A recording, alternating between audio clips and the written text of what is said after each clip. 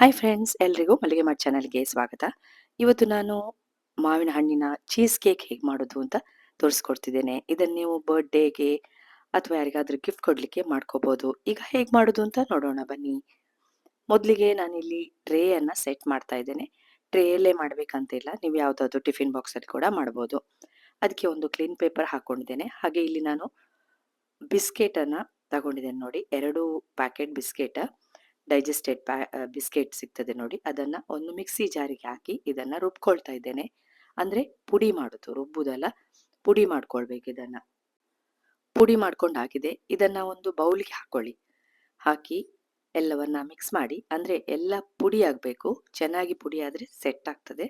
ಹಾಗೆ ಒಂದು ತುಂಡು ಬಟರ್ ಅನ್ನ ನೀರ್ ಮಾಡ್ಕೊಂಡು ಅದಕ್ಕೆ ಹಾಕ್ತಾ ಇದ್ದೇನೆ. ಆಗ ಟೇಸ್ಟ್ ಇನ್ನೂ ಚೆನ್ನಾಗಿರ್ತದೆ, ಮತ್ತೆ ನಮಗೆ ಸೆಟ್ ಮಾಡ್ಲಿಕ್ಕೆ ಬರ್ತದೆ ಕರೆಕ್ಟ್ ಆಗಿ. ಅಂದ್ರೆ ಇದು ಬೇಸ್ ಮಾಡುದು ನಾವು, ಚೀಸ್ ಕೇಕ್ ಇದು ಬೇಸ್. ಎಲ್ಲವನ್ನ ಮಿಕ್ಸ್ ಮಾಡಿ ಬಟರ್ ಮತ್ತು ಬಿಸ್ಕೆಟ್ ಮಿಕ್ಸ್ ಆಗಬೇಕು. ಮಿಕ್ಸ್ ಆದ ನಂತರ ಇದನ್ನ ನಾವು ರೆಡಿ ಮಾಡಿಟ್ಕೊಂಡ ಕೇಕ್ ಟಿನ್ ಇದೆ ನೋಡಿ, ಅದಕ್ಕೆ ಹಾಕುದು. ಅಂದ್ರೆ ನಾವೀಗ ಬೇಸ್ ಮಾಡ್ಕೊಳ್ಳೋದು. ಕೆಳಗಿನ ಲೇಯರ್ ಬಿಸ್ಕೆಟ್ ಇದು ಲೇಯರ್ ಆಗಿರ್ತದೆ ಚೀಸ್ ಕೇಕ್ ಅಲ್ಲಿ, ಅದಕ್ಕಾಗಿ ಹಾಕ್ತಾ ಇದ್ದೇನೆ. ಹಾಕಿ ಒಂದು ಸ್ಪೂನಲ್ಲಿ ಅದನ್ನ ಸೆಟ್ ಮಾಡ್ಕೊಳ್ಳಿ. ಅಂದ್ರೆ ಪ್ರೆಸ್ ಮಾಡಿದ್ರೆ ಅಲ್ಲಿಗೆ ಸೆಟ್ ಆಗ್ತದೆ. ಸೆಟ್ ಮಾಡಿದ ನಂತರ ಇದನ್ನ 2 ಗಂಟೆ ನೀವು ಫ್ರೀಸರ್ ಅಲ್ಲಿ ಇಡಬೇಕು. ಅಂದ್ರೆ ಒಳ್ಳೆ ಸೆಟ್ ಆಗ್ತದೆ, ಗಟ್ಟಿ ಆಗ್ತದೆ. ನಂತರ ಒಂದು ಮಿಕ್ಸಿ ಜಾರ್ ತಗೊಳ್ಳಿ. ಅದಕ್ಕೆ ಮನೆಯಲ್ಲಿ ಮಾಡಿದಂತಹ ಪನ್ನೀರ್, ಇದು ಅಂಗಡಿಯಲ್ಲಿ ಮಾಡಿದ್ದು ಕೂಡ ಆಗ್ತದೆ. ಪನ್ನೀರನ್ನ ಕಟ್ ಮಾಡಿ ಹಾಕಿ. ಹಾಗೆ 1 ಕಪ್ನಷ್ಟು ಇಲ್ಲಿ ಹಾಲಿನ ಪುಡಿ ತಗೊಂಡಿದ್ದೇನೆ. ನಿಮಗೆ ಅಂಗಡಿಯಲ್ಲಿ ಸಿಗುವ ಹಾಲಿನ ಪುಡಿ ಆದ್ರೂ ಹಾಕೋಬಹುದು. ಹಾಗೆ 1 ಕಪ್ನಷ್ಟು ಮಿಲ್ಕ್ ಮೇಡ್ ಕೂಡ ಹಾಕ್ತಾ ಇದ್ದೇನೆ. ನಂತರ ಒಂದು ತುಂಡು ಮಾವಿನ ಹಣ್ಣಿನ ಸ್ಲೈಸ್ ಇದು ಪೀಸಸ್ ಅನ್ನ ಹಾಕ್ತಾ ಇದ್ದೇನೆ. ಎಲ್ಲವನ್ನ ನುಣ್ಣಗೆ ರುಬ್ಕೊಳ್ಬೇಕು. ಇದಕ್ಕೆ ಬೇಕಾದ್ರೆ ನೀವು ಹನಿ ಕೂಡ ಸೇರಿಸ್ಕೋಬಹುದು, ಟೇಸ್ಟ್ ಚೆನ್ನಾಗಿರ್ತದೆ. ನೋಡಿ, ಇಲ್ಲಿ ಚೀಸ್ ರೆಡಿ ಆಯ್ತು ನಮ್ದು. ಅದನ್ನ ಸೆಟ್ ಮಾಡಿಟ್ಕೊಂಡ ಬಿಸ್ಕೆಟ್ನ ಮೇಲ್ಗಡೆ ಇದನ್ನ ಹಾಕಿ. ಚೀಸನ್ನ ಮನೆಯಲ್ಲಿರುವಂತಹ ಪದಾರ್ಥಗಳಿಂದನೇ ನಾನಿಲ್ಲಿ ಚೀಸ್ ಮಾಡ್ಕೊಂಡಿದ್ದೇನೆ, ರೆಡಿ ಮಾಡ್ಕೊಂಡಿದ್ದೇನೆ ನೋಡಿ. ಅದನ್ನ ಸೆಟ್ ಮಾಡಿ ಸ್ವಲ್ಪ ಸ್ಪೂನಲ್ಲಿ. ನಂತರ ಇಲ್ಲಿ ಮ್ಯಾಂಗೋ ಪ್ಯೂರಿ ತಗೊಂಡಿದ್ದೇನೆ ಸ್ವಲ್ಪ. ಹಾಗೆ ಸ್ವಲ್ಪ ಅಗರ್ ಅಗರ್ ಪೌಡರ್. ಅಗರ್ ಅಗರ್ ಪೌಡರ್ ಇಲ್ಲಾದ್ರೆ ಕಾರ್ನ್‌ಫ್ಲೋರ್ ಅನ್ನ ತಗೋಬಹುದು ನೀವು. ಕಾರ್ನ್‌ಫ್ಲೋರ್ ಅನ್ನ ಸ್ವಲ್ಪ ಮಿಕ್ಸ್ ಮಾಡಿ, ಇಲ್ಲಿ ನಾನು ಅಗರ್ ಅಗರ್ ಪೌಡರ್ ಅನ್ನ ಬಿಸಿ ನೀರಲ್ಲಿ ಹಾಕಿ ಕರಗಿಸಿ ಇಟ್ಕೊಂಡಿದ್ದೇನೆ.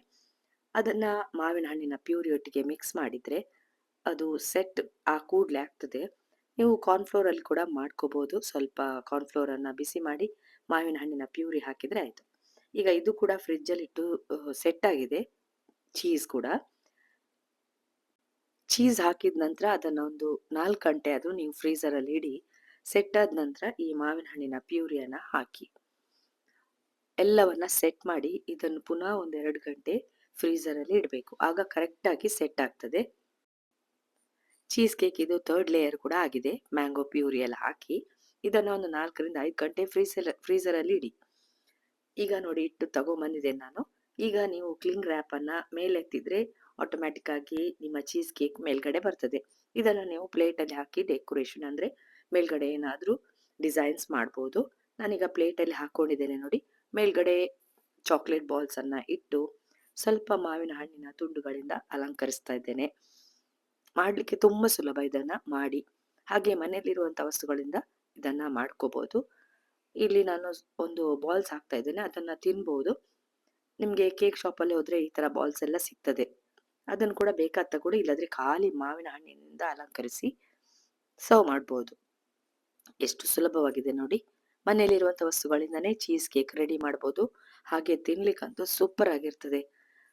ನೋಡಿದ್ರಲ್ಲ ಎಷ್ಟು ಚೆನ್ನಾಗಿ ಕಾಣ್ತಾ ಇದೆ. ಮೇಲ್ಗಡೆ ಒಂದು ಚೆರಿ ಕೂಡ ಇಟ್ಕೊಂಡಿದ್ದೇನೆ ನಾನು. ನಿಮ್ಗೆ ಹೇಗ್ ಬೇಕೋ ಹಾಗೆ ಅಲಂಕಾರ ಮಾಡ್ಕೊಳ್ಳಿ ಇದಕ್ಕೆ. ಈ ರೆಸಿಪಿಯನ್ನ ನೋಡಿದ್ರಲ್ಲ, ಇನ್ನು ನಾನು ನಿಮ್ಗೆ ಹೊಸ ರೆಸಿಪಿಯೊಂದಿಗೆ ಸಿಗ್ತೇನೆ.